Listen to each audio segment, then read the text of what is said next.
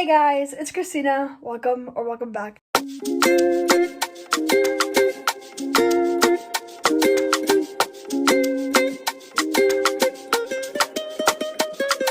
So, as you saw by the title of today's video, I'm giving you recommendations of underrated books that you need to read. So, we have 10 books for today's video. I feel like some of them might be popular, but I feel like they had a very small moment and they just kind of went away. So, I'm here to be like, hey, they need to have their moment again, or they need to have their moment, period.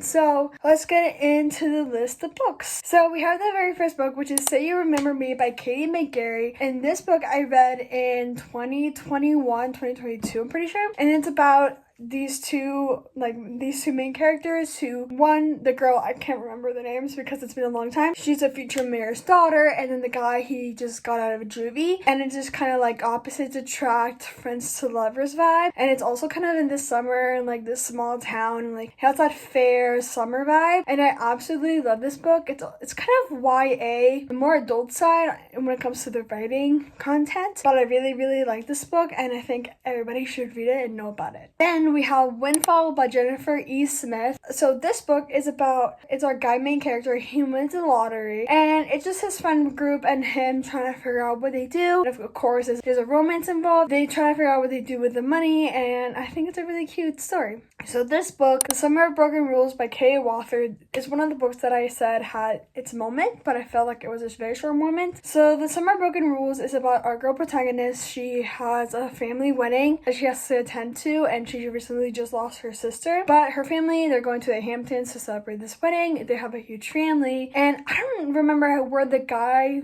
like the love interest came from. They're not related. Basically, he's also invited to the wedding, and this family is super fun. They do all these activities like scavenger hunts and stuff like that, and they just kind of fall in love in that process. And it's a summer romance, also YA, and I remember it being so fun and enjoying it so much, and I feel like it just kind of had its moment and then kind of just like stopped, and I was like, oh no, I feel like this book deserves more and more hype. Then we have The House Across the Lake by Riley Sager. This is a mystery thriller. We have this woman, she just recently, I think she lost her husband or she got divorced, I can't remember. They have this house on a lake, and she goes there alone. She kind of has some drinking problems, and then she notices that the house across the lake, there's a new family that's moving in, a new couple that's moving in, and she's kind of like not a stalker, but she's very nosy. Girl, me too. And she starts seeing things happening in the house across the lake, and that's kind of when everything unveils. Then we have Betting on You by Lynn Painter. I feel like you guys are like, all of Lynn Painter's books are popular. Sure, yes, but this one I want to add emphasis on because I don't think it's as popular as her other books. I think Betting on You is so cute. So it's these, again, I'm not good with names, so don't try and quiz me on that. But we have our two main protagonists, and they make a bet on whether guys and girls can be just friends, and that's kind of the story. And of course, well, they can't be just friends, but it's cute.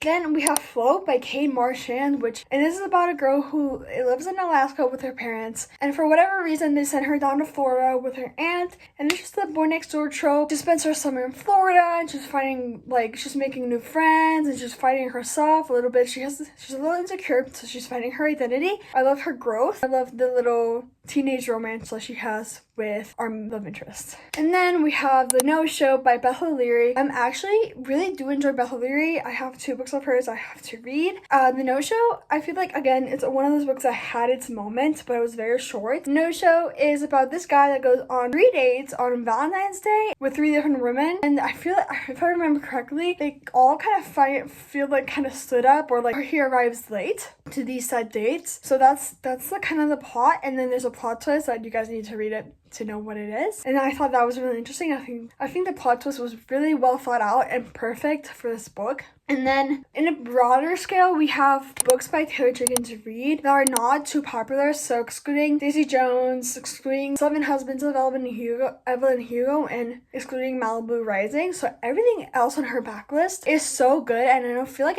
they get enough attention as it is. So I feel like if you enjoy those books by Taylor Jenkins Reid, you're gonna enjoy her backlist. backlist as well. And last, but certainly not least, we had The King of Scars duology by Leigh Bardugo. I feel like her other books are very popular, like the Six of Crows duology, or the Shadow and Bone trilogy, or even Ninth House, which is not part of that universe.